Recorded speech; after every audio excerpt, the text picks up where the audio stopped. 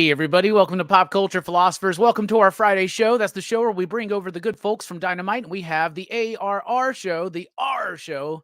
That's Amy, Rex, and Robbie. And of course, we cannot have the show without Robbie and without the co-host with the most, unless it's Ghost, and then they'll be running straight towards the coast. It's Amy and Rex. What is up? It gets better every time. I love it. When did he start rapping? I was like 8 years old, brother. So there you go. What's up? Yeah. How y'all doing? Have y'all had a good week? And now you're in comic books. That's telling. It's Dang, been Rex. a long week. What? I said, dang. That's cold, man. Sorry, bro. So it's been a long week. Amy was out sick yesterday, so she missed the Bueller show, unfortunately. I saw some of it. So it was mass chaos in the office. But other than that, glad it's Friday. Well, I'm glad you're feeling better, Amy. Okay. Did you just meet us? Why would you even make See what I'm doing? Like, yeah, it's like saying, you're surprised I can't fly. I mean, come on, dude. Yeah, so, I don't know what it would be like, Amy, to have to deal with Rex as much as you do. So I apologize. Ouch. Ouch. You started it. So, all right. Well, we got a good show today because we're going to be talking about some comic book stuff. There were two big releases this week that are generating some excitement out there. Number one was this Ultimate Black Panther, right? Which is already selling for like $25+ online. And then we had the release of Thundercats. I got that Rob Liefeld cover. In fact, I love this Rob Liefeld stuff so much, I had to get the black and white one just so I could see all the ink marks, man. I love it. So this has been a discussion that we've had here on the channel, especially on our monthly comic book review for several months now. So last summer, Void Rivals comes out from Robert Kirkman's Skybound Image, right? And in that, it's revealed that he's got the rights to Transformers and G.I. Joe. He's building a new unified universe with his own book, Void Rivals, along with Transformers, and now the G.I. Joe books, Duke and Cobra Commander. And they are working. They are generating excitement. They're bringing people back into comics.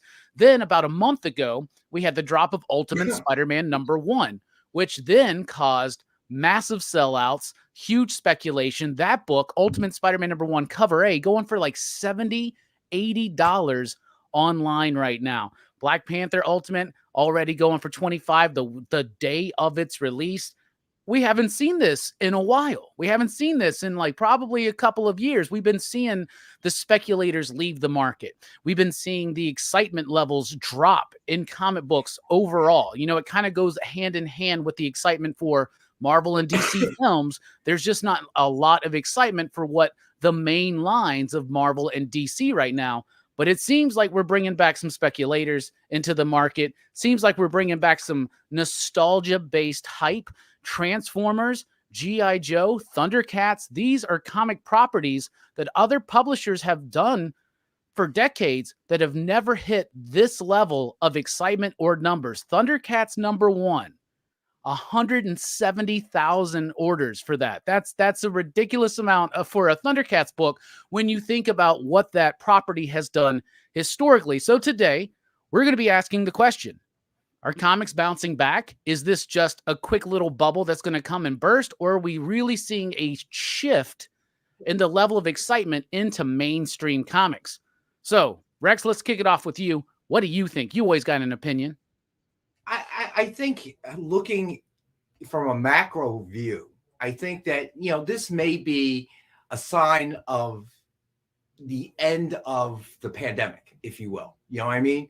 Like things are returning relatively to normal. I mean, things have changed in certain ways, but that's life, right? So I think that you look at the numbers and the economy and everything else, things have kind of returned to normal. So it kind of, you got to look at the last few years as being kind of an anomaly, right? Because people didn't know what was happening. They were pulling money back from different places, trying to find other places to put it. So many things going on. So I think from a macro view, this may just be a sign that things are finally reverting back to, pre-pandemic kind of times. In terms of the ones that we see that are successful, I think it's interesting. We come off a year where Barbie was the biggest movie based on a toy, nostalgia. Then you come out with Transformers, G.I. Joe, also toys. Okay. All right. So nostalgia. You know, when you look at it that way, maybe you're kind of tapping into that market that now has disposable income and nostalgia, because those were shows they watched growing up, right? So we talked about this with Barbie. I think it applies to these other intellectual properties as well. So, and I think Black Panther, I was shocked. I think interest in Black Panther may be, I know there was a period after Chadwick Boseman died that you kind of felt like, I don't know. You know what I mean? You didn't know how to feel about that. I mean, you knew how you felt. You were sad that he was gone, but I don't think they really knew what to do with the property. So, they cast a female Black Panther, kind of not stepping on the Chadwick Boseman, memory and, his role as Black Panther. So maybe enough time has passed, the interest is back up for that character. I don't know. I know, but I do find it ironic that the titles that are succeeding right now are also come from the same history as Barbie. And I think you're hitting that nostalgia, and people are spending money because of that, because they have money to spend, right? Yeah, absolutely. Yeah. I mean, lots of good points there. What do you think, Amy? Got any thoughts on this?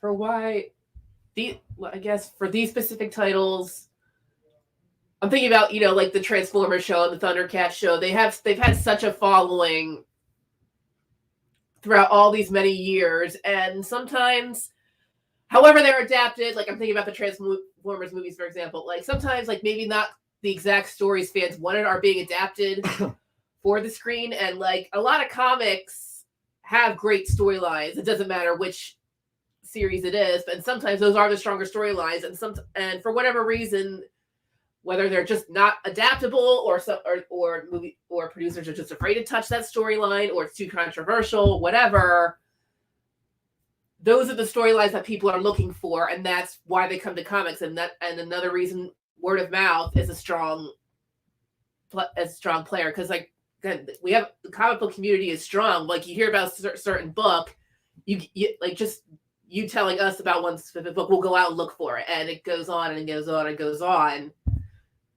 So yeah, that alone helps comics immensely. Yeah. There was a lot of word of mouth about the Ultimate Spider-Man in particular, right? Because that was a book, like first of all, you had like a perfect storm as far as this Ultimate thing's going, right? So Jonathan Hickman comes back to Marvel a few years ago, does the House of X Powers of 10. It blows up, right? It starts pushing a lot of numbers, bringing people back into the shops that haven't been reading X-Men books in years. They hear about this gear shift in the mythology and they want to check it out. And it's good and it's dynamic and it's exciting. And then they let Hickman walk away, and they just kind of the X books have just been slowly dying, right? They're still strong. There's a strong core of support behind them, and X-Men proper is still one of the better sellers. However, the interest is gone. Like no new people are jumping in. So now they're wrapping that up. They're going to do another X launch at the end of this year, right? So Hickman then comes back and he launches Ultimate Invasion, which is the return of the Ultimate Universe. It doesn't really make a lot of movement. Like you got your core Hickman fans, and even some of us core Hickman fans found ourselves slightly disappointed in it. Then he's doing Gods, and it's doing decent, but it's not doing what his books had done at Marvel, right? So you had a bunch of shops who were like, all right, well, let me look at my numbers on Ultimate Invasion. Let me look at the amount of my customers who don't trust that Marvel is going to allow Hickman to actually do this, and that he's going to be gone in a year. And then we're stuck with all this stuff and all these stories that maybe we're not that invested in anymore. So you have distrust in Marvel's usage of Jonathan Hickman. You get distrust from the retailers of the numbers that they've been pushing of these Hickman Marvel books. So everybody, I think, went a little bit conservative on Ultimate Spider-Man #1. Me personally, I was so scared. I thought I had way over-ordered on Ultimate Spider-Man #1, and we sold out the first day. And it's generating excitement. I have people that are reaching out. Hey, I hear about this Spider-Man book that's good. I haven't read Spider-Man in years. I want to check it out. They rush to a second printing. They have to rush to a third printing. The Black Panther obviously is a big part of that. Black Panther FOC'd before Ultimate Spider-Man #1 dropped. So as much as I love Black Panther, in fact, I love him more as a character than Spider-Man. Sales on Spider-Man, sales on Black Panther. You know, it's usually Black Panther sales are usually way lower than Spider-Man. So if we already were ordering conservatively on Ultimate Spider-Man, imagine what we were ordering on Ultimate Black Panther. And a lot of people weren't able to up those orders post FOC. And that produces a book that everybody wants, is trying to snatch up, that on the day of release is selling in the aftermarket for like $25, which is absolutely insane, right? Now, the Transformer stuff, that's interesting. So before we get into the speculation and the numbers on the Ultimate books, because I think that the thing going on with the Ultimate books and the things going on with like the Energon universe and Thundercats and even excitement about the upcoming TMNT relaunch, this is all based on nostalgia stuff. Let's talk about this for a second. So I do want to shout out to Average Comics Joe. I like what he's saying. You know, he thinks the fans are ready to be happy again and stop treating every form of art like it's evil and we have to poop on it. Thank you. I think some of that is very true. You know what I'm saying? I think that, I don't know. You look at the world and, you know, you look at the very, very partisan kind of politics in the country right now. It doesn't feel like that, but I think that there is something to what Average Joe is saying. You know, it's just maybe people are just tired of being always negative about something and they're grasping on something. Yeah, I got to tell you. So, you know, as my daughter reminds me all the time, I'm an old guy because I use Facebook. You know, she doesn't even have a Facebook account. She goes, nobody uses that. And so I'm a part of a lot of groups. And ironically enough, it was a group John Cole turned me on to. It's called South Jersey Food Scene. They have over, like, I think they just reached 120,000 followers, and it only pertains to this area of New Jersey, which is not a big state, but very dense. And they have a rule, okay? This page, this group is only to shout out restaurants that you like, places that you've eaten at and you thought were great, and post that. It is not a review site. It is not a critic site. Okay, if you don't have something good to say about the restaurant, this is not the group for you. Okay, you will be immediately blocked. Your post will be removed. It's not here to bash, you know, like, oh, I went to so-and-so and they were horrible and service was lousy and blah, blah, blah, and I didn't tip and I walked out. You know, it's not that kind of place, right? So if you don't have something good to say, don't say anything, okay? So I've been part of this group now for several months. I got to tell you, you know, nothing to do with comic books, but I got to tell you that positivity is really nice. I mean, it is really nice. And I think all 120,000 of us, or the majority of us, feel that. Because as soon as somebody tries to post something negative, I mean, you know, before the moderators even get to them, okay, there's usually people in the group, like, you know, dozens of them that are just like, yo, this is not what this group is for. If you don't have anything nice to say, don't say anything, blah, blah, blah. I got to tell you, that's my favorite group on Facebook because it's uplifting and you get to see really cool pictures of food and stuff. And I do discover like new restaurants in my area. And so that's kind of nice. You know, or look at pictures like, ooh, that's way too far to drive, but man, that looks really good kind of thing. But it's Phil. And I think maybe that's what, you know, Average Joe means. So maybe that's part of it. So, well, I mean, having positive reviews definitely generates excitement. You know what I'm saying? And like, that's one of the things we've always tried to do here at Pop Culture Philosophers is, you know, when I do my weekly review, when I read a book, if I don't like it or if I have problems with it, like, I'll be honest about it and I'll tell everybody, like, this is what I thought about this book. I didn't really like it. And then I usually quit reading them, right? Unless I'm doing a bit like where I'm going to stick with Ultimate, or I'm going to stick with Amazing Spider-Man no matter what, you know, and have this up and down journey with it, something like that, right? And I always sometimes I try to find the good in my stuff. I don't want to hate read or hate watch stuff. That's not the kind of person I am, right?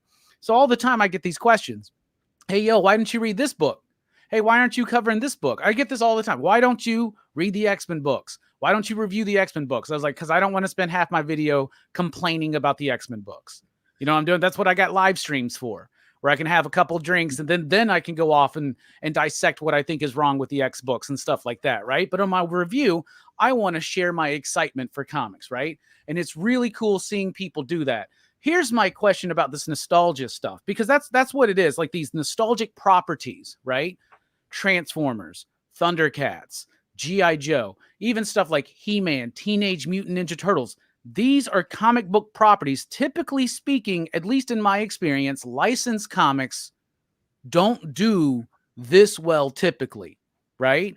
Like you have your big Marvel books, you have your big DC books, you have a couple of indies that will like move and dominate, but everything else usually in the market like has its own kind of like little following and doing its own thing. There have been IDW had Transformers for decades. They had G.I. Joe for decades, right? Now I'm not giving actual numbers, but let's say Larry Hama's G.I. Joe Real American Hero, which IDW allowed him to come back and continue his Marvel run, right? Which he's now doing over at Image for Skybound, right? So let's say I sold 50 copies on average of Real American Hero. So when it comes back, I'm expecting, okay, there may be a little bit of a bump. So maybe I'll sell 60 or 70.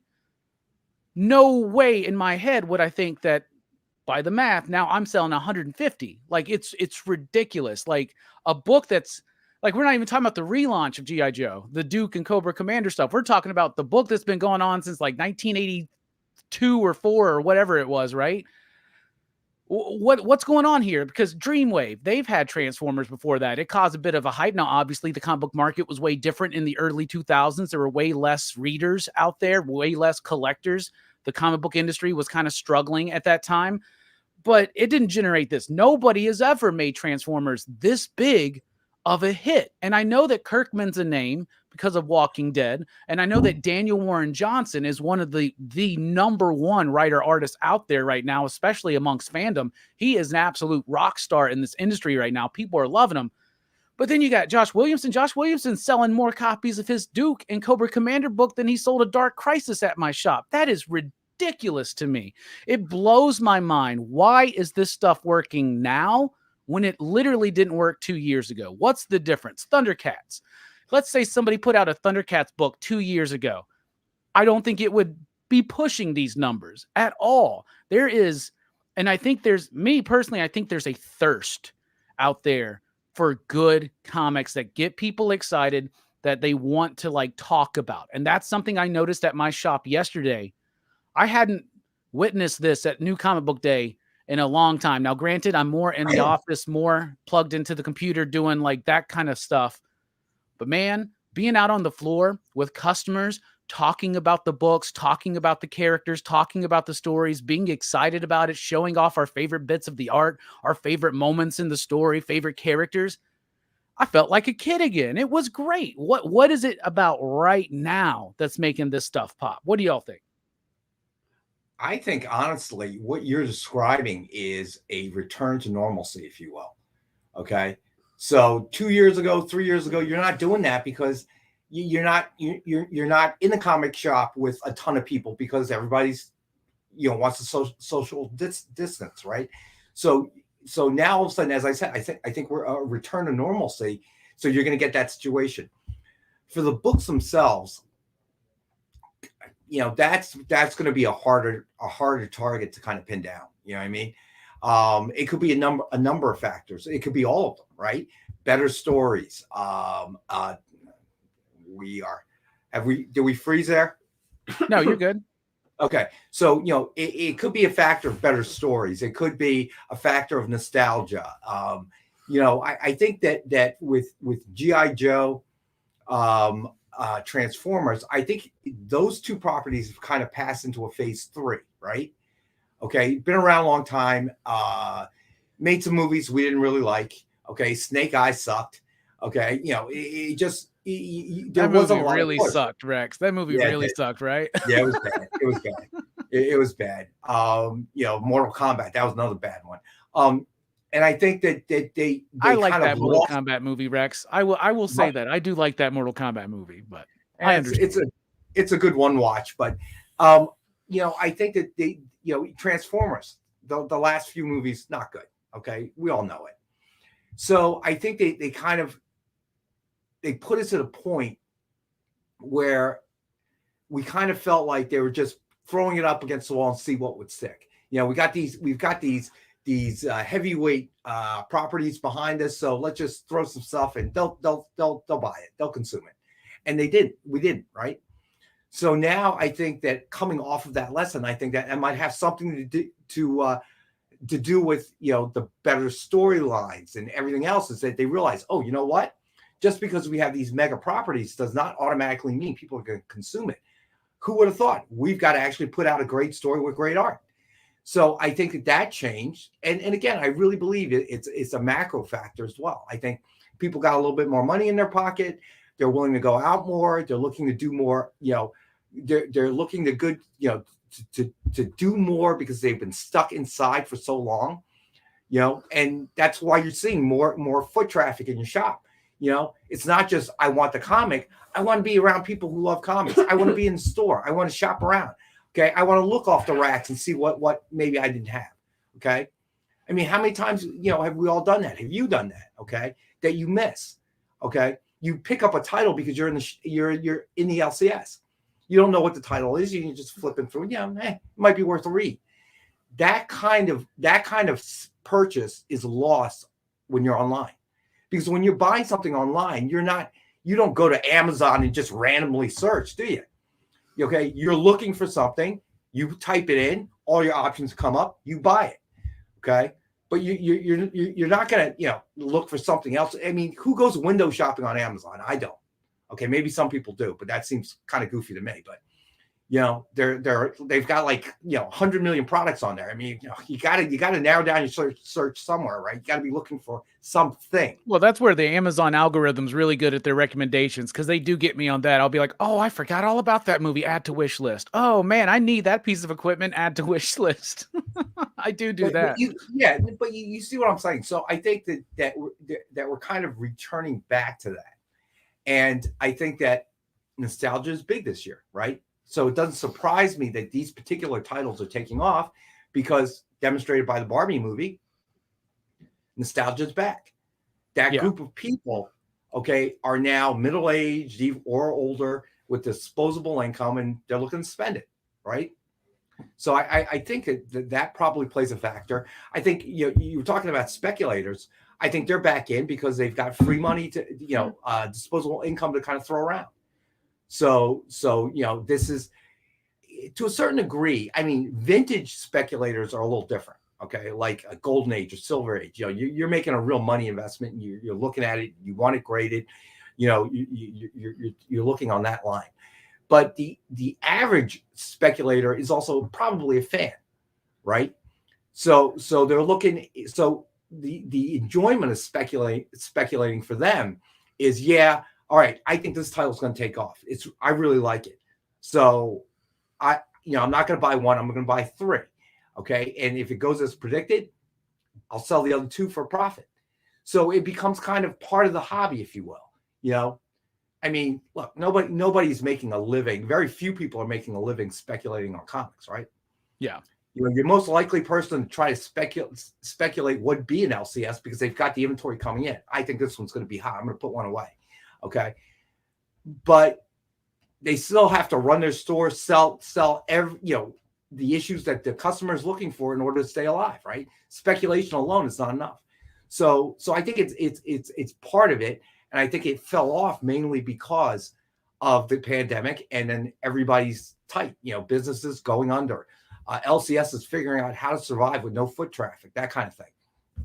So now all of a sudden, that's kind of gone, right? I get what you're saying. I will say this, though, at least in my experience, and my experience may be different because I'm in Alabama. So our COVID shutdowns only lasted about a month, right? And then, when everybody was getting the stimulus checks and all that stuff, there was a big boost in the comic book market, and sales went up across the board. We're talking manga. We're talking American graphic novels. We're talking European stuff. We're talking about mainstream single issue floppy comics. We're talking about back issues. Everything started going up. And so at my shop, very shortly after, all the shutdowns, and then for the last few years, we were having people lined up every Wednesday morning. They were eager to get in there, to get the copies, to get what they could. We had speculators, we had readers, we had excitement. We had that. It was slowly dwindling away, over the last couple of years, it seemed like the COVID bubble had burst. That's something we talk about a lot here on Comics YouTube. Just look at Comics YouTube. Look at all the channels that popped up in 2020. Obviously, people at home needing something to do, watching us. Also, a lot of people joining into the conversation, starting their own channels, and then that grows, and then that starts to diminish. So I've seen the post-COVID thing already come up and then start diminishing, and now we're seeing it kind of come back, which is showing me, first of all, that there is a thirst for this. But I do think a lot of the levels of unexcitement, I guess is the word, of comics that have been coming for the last couple of years has been with the waning of interest in the MCU, the waning of the DCEU, the big movie properties. That's not what's driving this. What's driving this is pure enjoyment on comics, and of course, just wanting to collect, wanting to read, or wanting to speculate. So it's like, I think, for instance, if Transformers would have been relaunched by Image, but it would have been, who knows, whoever, I don't think it would have hit the same way it did. Daniel Warren Johnson, I think, got people really excited. And then when Transformers fans find out, holy cow, like it's good, let me check it out. And every week I got more people adding Transformers, G.I. Joe, all that stuff. Like, I got people every week being like, I want every Ultimate book. I want every Energon Universe book. I want every of these new number ones. Hey, I want this Johnny Quest book. I want this Flash Gordon book. I want, then, like, there's this level of excitement generating back up that's not related to these movies, which I think is a good thing, because then it puts the faith back into the hands of the creators. And that's a thing that I think a lot of, not talking smack about any other publishers or anything, but like, I think a lot of people took that Transformers license for granted and just thought, there are people that are always going to buy a Transformers book, and we'll just market it towards that and direct it towards that. And Robert Kirkman's like, no, I'm not happy with that. Let me get the number one name in this industry right now, and let me put him on Transformers and see what happens. And it's crazy. And then, like, what's going on with Thundercats right now. So we've had that nostalgia before, but it's something I think about the creators, about the properties, right? And I think it's a good mix. Like, I heard a lot, for instance, with Thundercats on the way, a lot of people being like, well, I don't know about the Thundercats because I really like Daniel Warren Johnson, and I think that Josh Williamson's doing a great job on the G.I. Joe stuff, but I don't really know who Declan Shalvey is. And then I'm like, oh, Declan Shalvey's amazing. He's a great creator. He worked on the book Injection with Warren Ellis. He was the one that co-created Mr. Knight with Warren Ellis for the Moon Knight run, right? He's got great crime comics out there that he writes, like Savage Town. He's got really cool stuff. So I was really excited. And it's awesome. And the other thing, too, is in Transformers, in Thundercats, in the G.I. Joe books by Josh Williamson, you feel that these people really enjoy these characters, really enjoy these properties, and want to deliver that classic story in a new, fresh way for modern readers. And I think that's what Thundercats, Transformers, Duke, Cobra Commander, I think that's what they've been doing so well, is treating these characters with respect, but at the same time making exciting comics that are new reader friendly. Amy, you got any thoughts?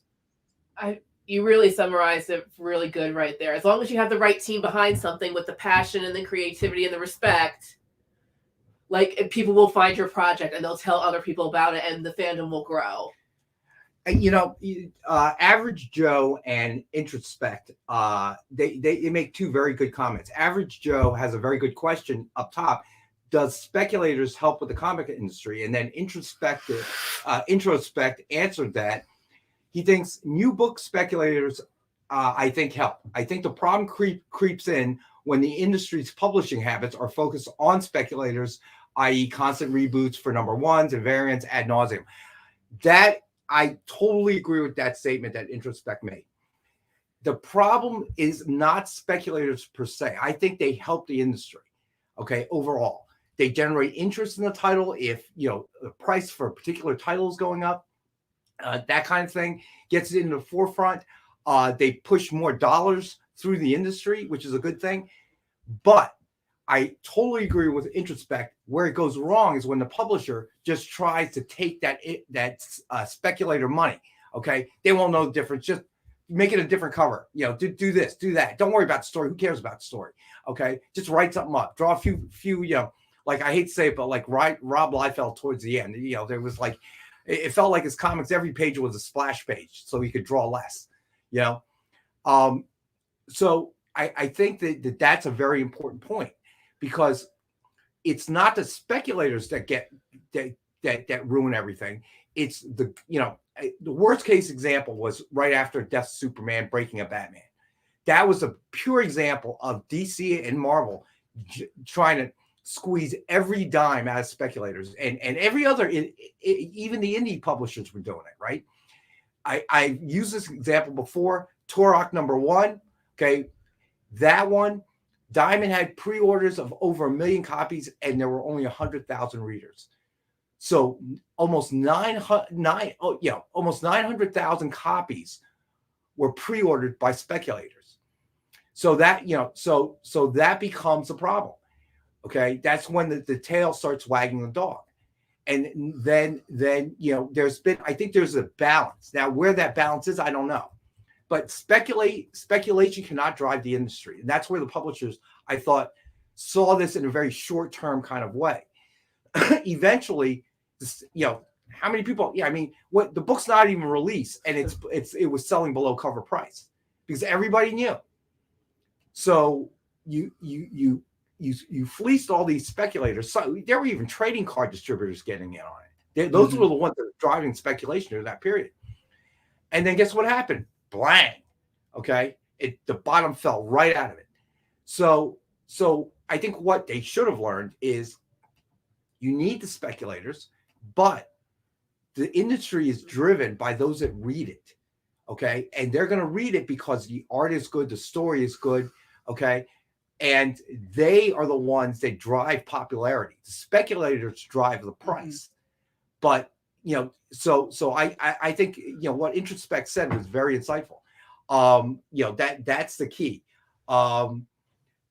Dynamite says modern politics are playing into the Marvel Disney connection specifically, though. In your opinion, I disagree with that. Okay. I think that the political spectrum today, okay, is we see politics everywhere, where even when it's not meant to be. I mean, come on, guys. Okay, Taylor Swift is a Democratic psyop. I mean, say those words out loud like I just did. How crazy does that sound? I've been seeing all this stuff about her being a Satanist and performing actual rituals at her concerts and stuff. It's been ridiculous. Yeah, so I don't think Disney and Marvel are trying to do anything but make money. Okay. I mean, I understood when people, when I was a kid, were telling me, yo, Kiss is evil and demonic and satanic, but Taylor Swift, that's I don't even understand I don't even know how that works. The lunacy when I saw that come out was just beyond me. Like, first of all, number one, probably the richest woman in the world. What are you going to pay her to do this? Okay. All right. She's not Jane Fonda. It's not like throughout her career she's been like, taking a political stance. Okay. So to me, it's like crazy. So I think we project that. Okay. That's what's happening. And we project this, we project that, it's not there. That's not the answer. And now it's just bleeding all over the place, man. Yeah. Travis. So hey, what's up, Bueller? Good to see you, buddy. Thing, I couldn't even believe it. Okay.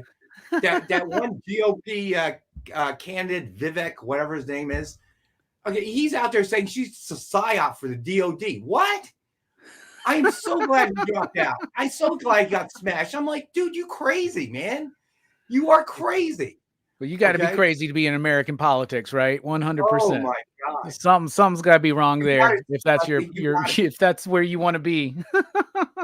You know me. We've talked about it before. I cannot stand her music. Okay, it's too beboppy. Oh my God. And so it seems like if I'm surfing the radio in my car, she's on every station. Her business acumen, my God, what respect. You've heard me talk about it before. And now that everybody's like dumping on her, only makes me respect her more. Okay. I like somebody who believes in that, to tell me. Like Figure Drawing says, they wish she was on the other side because she's such a powerful figure. It's like, I believe that, but who can anybody tell me why she would do this? Okay. What could they offer her? Well, to feed off the youth of America, obviously, and keep herself young and drink the innocent blood of poor babies, right? She can already do that, bro. Have you seen one of her concerts? All right, she can already do that, man. She don't need no help from the DOD. Actually, that would probably make it more inefficient for her. Okay, if government bureaucracy got involved in her act. Okay, she's efficient, dude. What studios? You don't want to release my Ears movie when I want to? You out. Okay. I'll go to cinemas directly. She knows how to make music, and she knows Okay. business. Like Rex, I'm not her biggest fan, but as a businesswoman, as a musician, I respect her. For the U.S. government, same problem. Her. Okay, we would have to have committees, and then politics would get in, and it would take us 10 years to solve the problem. Taylor Swift, 2 months, bang, it's done, it's out. Okay, let me drop a tweet. Okay, bang. Okay, pre-sales go through the roof. The world news. So all this nonsense only makes me like her more. Okay, really does. I mean, it's insane. It really is. So, I don't even know what that means, Dynamite. Sorry, man. So moving away from Taylor Swift and back into the topic. So speculation. Yeah, speculators. I believe it's important. I believe it's important to the industry. Yeah. Okay. Speculation is important to the industry. Now there is a flip side. Now Rex, like a year and a half maybe ago, we did a whole show about it. Right? Is speculation good for the industry? And basically, you know, what I think is speculation is good for the industry. Selling comics is good because the more comics that comic shops sell, right, then the more prosperous comic shops there are. More they're able to stay in business. The more comic shops that sell the more units that sell. That's good for the industry, right? The problem is when you start having readers starting to not get the things they want because of speculators, right? Now, one thing that I'm part of a bunch of retailer groups and stuff like this, right?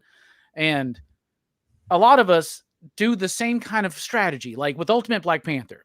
Anybody who pre-ordered it at my shop, it was in their box, it was held, you got it at cover with your subscriber discount.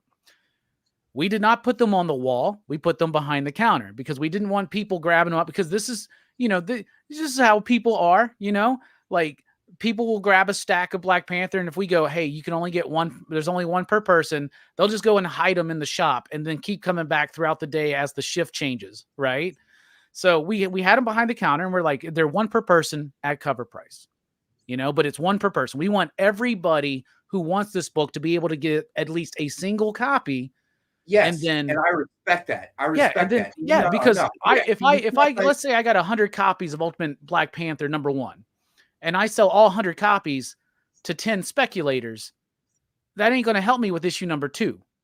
But if I have 100 people buy it and 100 people read it, and then 70 of them want to come back for issue 2, that helps me out as a retailer, right? So let me say this, okay? Yeah. Though I respect what you do at your shop.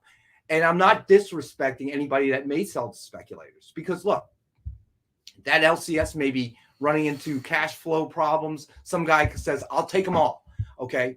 And guaranteed sale right there that day of all of his books is cash. So I'm not disrespecting anybody that feels that they need to do that. That's totally cool.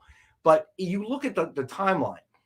How does a speculator help the business? Okay, of comics and an LCS. Well, if you look at the transition or the flow of that, speculators see that a book is popular, it starts flying off the shelves. Okay, sell through, as you said. Okay, that sell through represents that the LCS is going to do better because rather than holding inventory, they have sell through. Okay, which means more money in their pocket.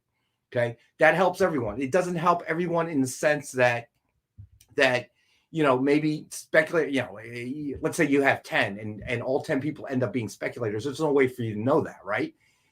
I'm sure you don't at your shop, you're not a speculator, are you? You're not going to resell this, are you? Yeah, right. There's no way you can do that. You know, it can happen. But ultimately, if the story is good, the art is good, people are going to chase that. And that's going to drive the price up. And I don't see anything wrong with that. You know what I'm saying? Absolutely. There's not. And I don't think there's anything wrong with the comic shop who said, okay, so I ordered 20 copies of this. I had 2 pre-orders. I'm putting the other 18 up on the wall for $20. I see nothing wrong with that either. There's nothing wrong with a retailer selling a book for market value. There's nothing wrong with that, right?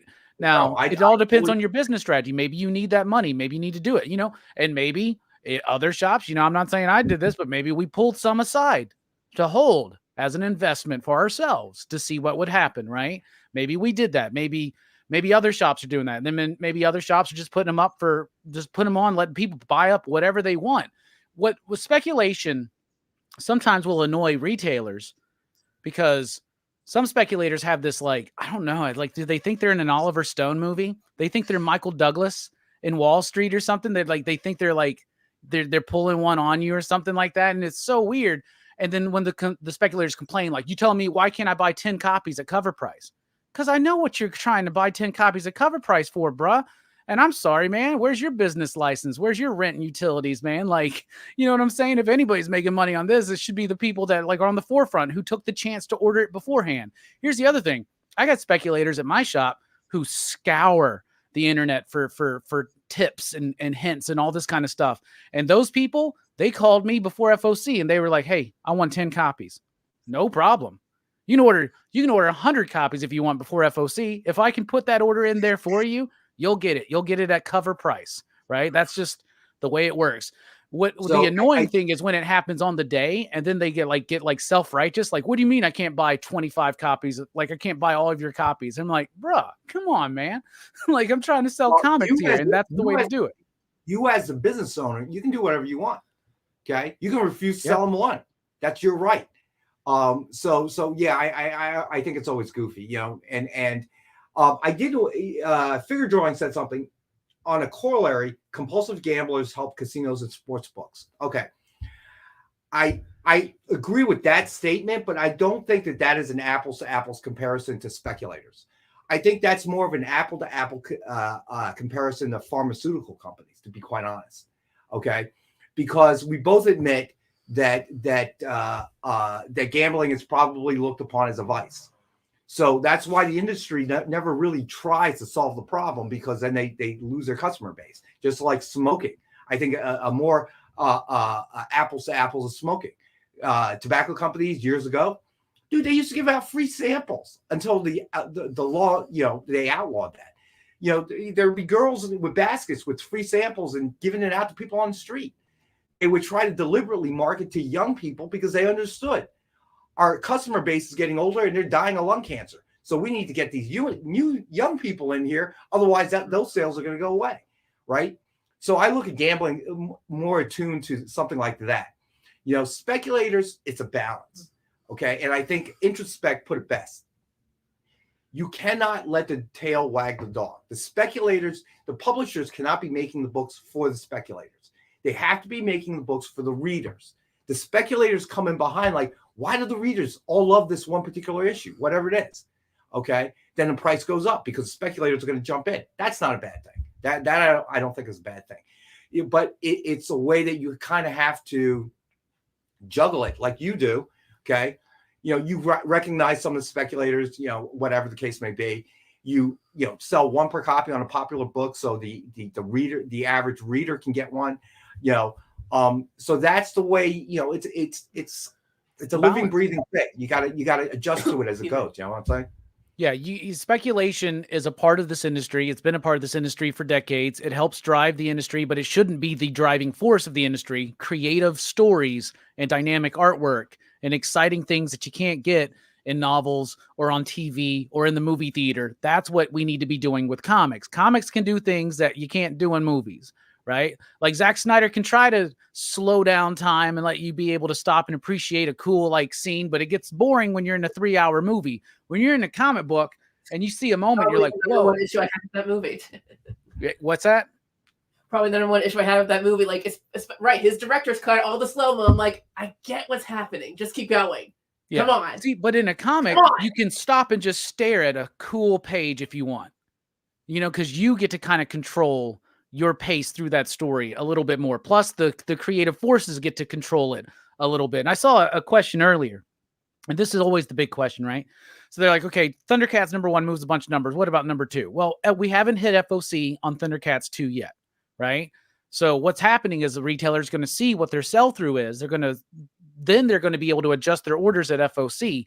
Me personally, I enjoyed the book. I'm excited for more. I love Thundercats. So this was exciting because it's the same story, but it's slightly different. Some different character designs. Some of the characters are a little bit maybe more hardcore, a little edgier, maybe some a little bit more headstrong.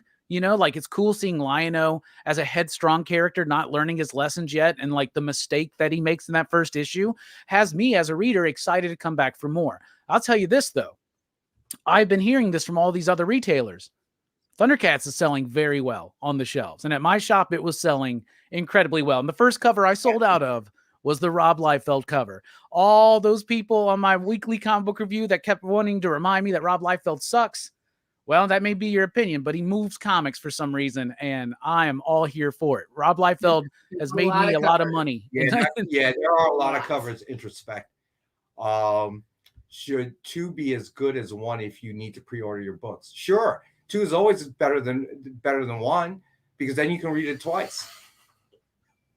That's the old Blue Heaven joke, right? That's true. I do got 2 copies of Thundercats #1 though, so had to do that. Amy, what do you think about speculation in comics? Is it helpful? Is it hurtful? Well, it helps people pay attention, doesn't it? Right. That's I get you guys are much more versed with like than that side than I am, but like good or bad, it gets people talking, it gets people thinking about it. So a lot of times I bounce stuff off of Amy because she is a true consumer, especially about movies, right?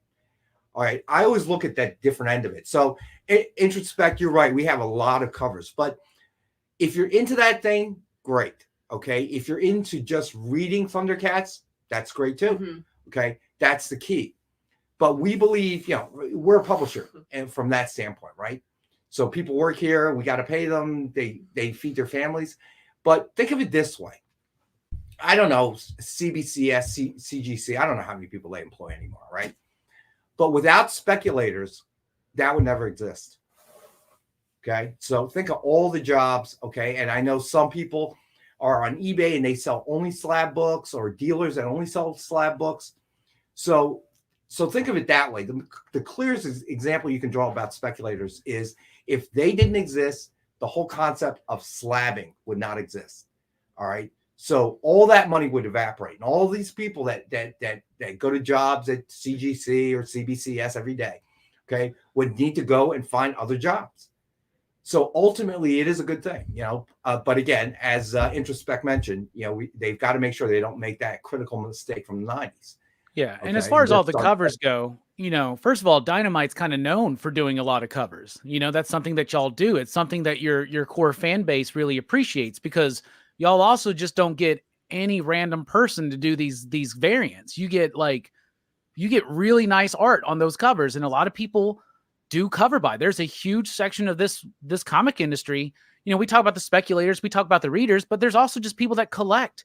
They're just collecting artwork. They love original artwork. They love covers. They love virgin covers. They love variants. They're Jay Lee fans. Like I'm a Jay Lee fan, man. I was torn. I had to choose between Rob Liefeld and Jay Lee. And the other thing is this, just because a book has multiple covers doesn't mean you got to buy them. And it doesn't mean a retailer has to stock them, So it's just right. Providing more, maybe Thundercats, maybe it helps me sell Thundercats that Jay Lee has a cover because I know people that will buy a Jay Lee cover. I know people that will buy a Lucio Perillo cover no matter what it is.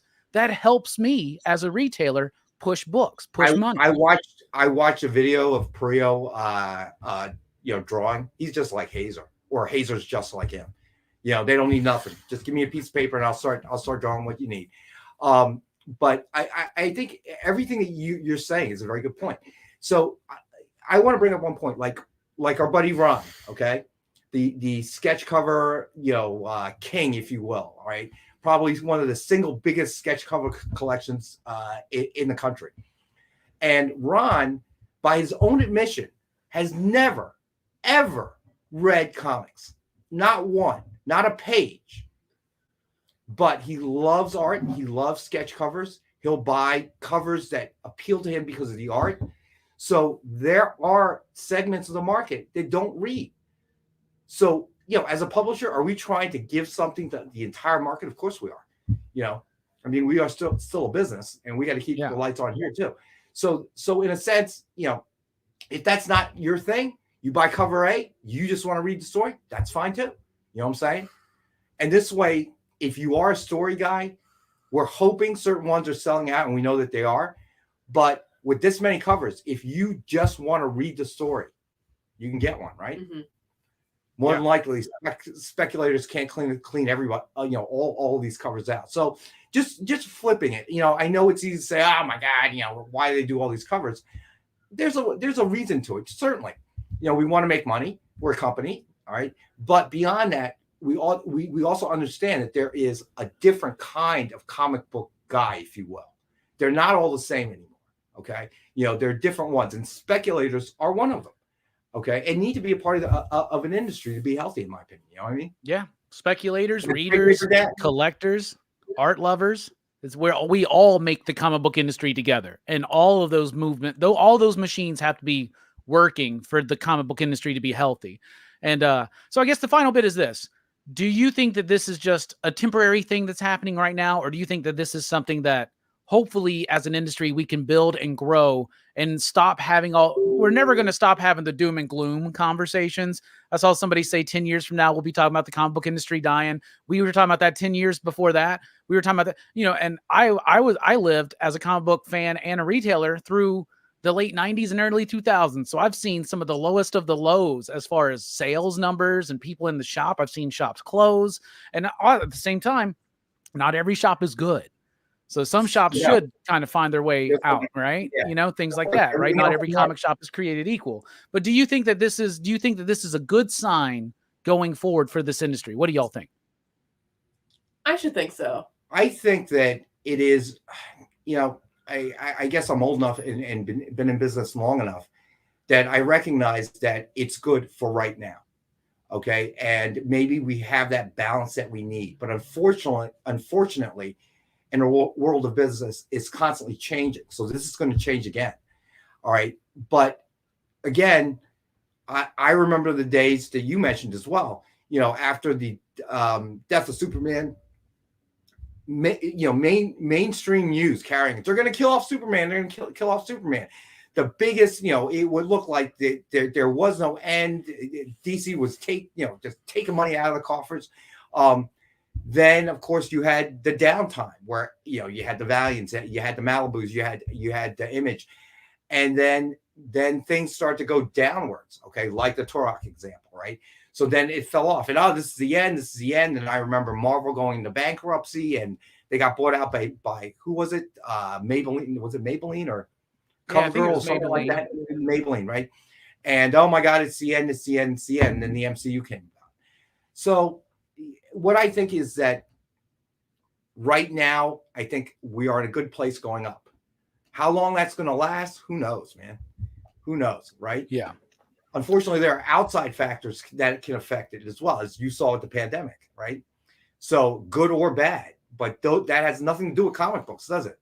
That's a societal issue, which then bleeds into everything else. So, it's kind of hard. It's kind of hard. No physical media. There are no flea markets or conventions. Gotta have product in hand. 62. We talked about this. Before in the show. Maybe it's time to bring it up. So I won't open that can of worms today. But it seems that's like a whole other thing. Yeah. Yeah. It seems like though the cons are coming back. Okay, as Robbie comes back from a extravaganza. Did you even make it to MegaCon? Okay, on slingshots and out with the Philosophers. I tell you what, like the MegaCon's like 10 hours a day, and like I'm only there for 3. I'll tell you that much, because most of that was spent sleeping off the night before. All right, Travis clearly only went to MegaCon to take pictures with like Rachel Holland and people like that, and every server at Twin Peaks. It happened. I think this is really good for the industry, and it gives me hope, because what it's showing me is that everything happening right now, the level of excitement amongst readers, the collectors coming in, the speculators kind of coming back in the shop. I saw people, by the way, yesterday morning that I had not seen at my shop in like a year. Like customers that I had not seen in a year were there. They were like, you got that Ultimate Spider-Man? You got that Ultimate Black Panther? You got that Thundercats? They're like scratching. I'm just like, man, where you been? Like, what's wrong with you? Like, Is that what would some you sort of would code you would you word see for, like, something meth or something? online? Why are What's they all that? scratching? Is that some sort of code word for meth on the streets or something? Yeah, they're acting like a crazy meth head, man. But what I love is that none of this is tied in to what's coming up in the movies. None of it's tied into like speculation on first appearances on this person might be in a movie. You know, this isn't the first appearance of Lion-O in a comic. These ain't the first appearances of Optimus Prime and Duke and Cobra Commander in a comic. This isn't the first appearance of Spider-Man in a comic. You know what I'm saying? This isn't a new character. It's still Peter Parker. It's another reality. There's like 300, 690,000 Spider-Man out there right now, man. Like, what's so significant about that? I love that it's not, none of this is tied to that. It's literally tied in to just the comics and just the characters and just the creators. And I think that's that really is the difference, strong, right? That's really the difference of what we were talking about. Okay, you know, catering to the reader or catering to the speculators, right? So that's exactly the difference. When you're, you know, first appearance, they're going to be in a movie. It's number one again. It's number one again. Okay, you know, people out there, they know you know, even speculators know, dude, you're just trying to turn this into a spec book, not doing it for you, right? Yeah. So the two are always intertwined. I agree with that totally. Yeah, I really like it. All right, great discussion. Thank you, Rex. Thank you, Amy. Thank you for watching here live and participating in the conversation.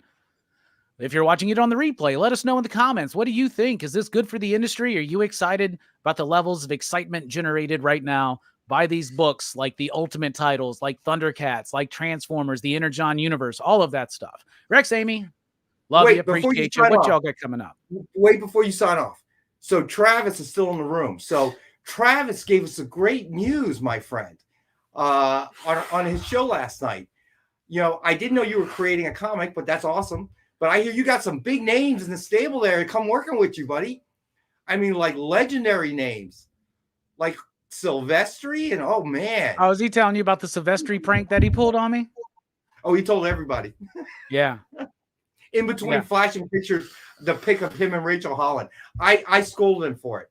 I said, dude, why can't you prank him like everybody else? Just put some like ghost pepper hot sauce in his food. That was mean. That the Silvestri thing was mean. Well, when he saw my reaction, he started feeling bad because I had me and Mark Silvestri did see the comic, and he was very excited about it, and he's got our information. So, like, we had a good conversation with Mark Silvestri, and so then when Bueller gave me the business card or whatever, the phone number I handwritten on the back, oh man! But don't worry, we made our own ends, man. So I told him, and don't act surprised on Thursday, Travis. You knew I told you I was calling you out on Robbie's show this afternoon. So don't even act like you're surprised. No, yeah, that's all right. It was all in fun. Bueller's one of my best friends. Stop laughing, telling the story. No, we had a lot of fun. I love that dude. I can't wait to see him again. So what do y'all got coming up? All right, so we've got original art tonight, 7 p.m. Eastern on the Experience. Nick's got all kinds of art, I think. We're going to have some Ken Hazer's art. We're going to have, I'm trying to go over the list again. Like some artists who we've never had on before. Bongdezo, I don't know if we might have had Mike Zeck before, or it's been a while since we've had some Mike Zeck art. Mary Wilshire. So we're going to have a lot. We're going to have a lot tonight. So I highly recommend you check it out. Yeah, always a lot of great art there. Even if you're not a collector, it's fun to see the original art. What about you, buddy? What do you got coming up? And we'll be back on Monday, obviously, me, Robbie, and John, for our normal 6-8 show on the XP. What do you got coming up, bud? Well, let's see. Sunday night is the Super Bowl, so there's not a regular Rockin Robbie live, but I am going to attempt to go live a little bit early before the Super Bowl, maybe at 5, to do my MegaCon look back, basically to share some pictures, to show everybody what I got signed, share the experience. And so we're going to be having a short, truncated Rockin Robbie live pre-Super Bowl party, if you will, MegaCon haul and report. That will be fun. Cool. And then PCP movie night returns Monday night. We're going to be looking at a John Carpenter classic, Escape from New York. Oh, that was one of my favorite movies of all time. I've got to admit. It's a great movie, man. I watched it again. I watched it the other night. And then the next night I was like, you know what? Just so it's fresh in my mind, it's been 20 years probably. Let me rewatch Escape from LA. What that movie sucks. Escape Yeah, from it LA does. is really bad, but like Escape No, from New yeah. York is a classic, and we got a great panel lined up to The talk about shooting the that Monday. basketball scene was so stupid. It was so, and the surfing scene with Peter Fonda. Oh my God. God, get out of Escape here. from New York, the cast, Kurt Russell, Lee Van Cleef. Yep. It was awesome. Adrienne Barbeau, Harry Dean Stanton. I actually, because of that movie, went back to read the book. Don't waste your time. Yeah, bad. All bad, right. very bad. All right. Thank you all out there. We're dipping out.